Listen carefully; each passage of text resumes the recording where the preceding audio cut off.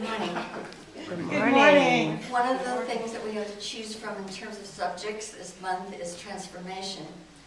And when I drive up here from Fresno to Oakhurst, it's often a very beautiful drive with the blue sky and the big puffy white clouds and the green fields and all those black cows wandering all over the field. And when I see the cows, I think of this poem of Robert Louis Stevenson's In a Child's Garden. The verse is called The Cow. And it goes, "The friendly cow, all red and white, I love with all my heart. She gives me cream with all her might to eat with apple tart. Wandering lowing here and there, and yet she cannot stray, all in the pleasant open air, the pleasant light of day.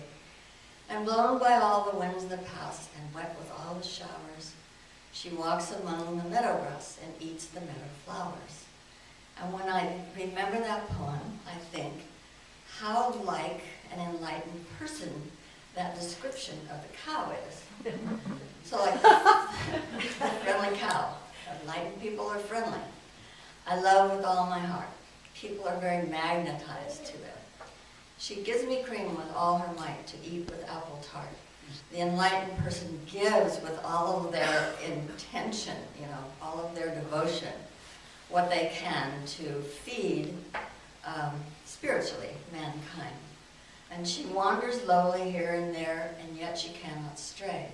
The enlightened person is totally free, but they are bound by their moral code, and they do not stray from it.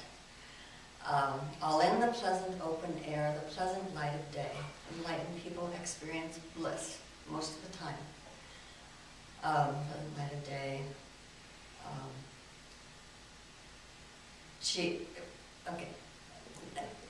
She wanders lowing here and there, and yet she cannot stray out in the pleasant open air, the pleasant light of day. And blown by all the winds that pass, and wet with all the showers, she walks among the meadow grass and eats the meadow flowers.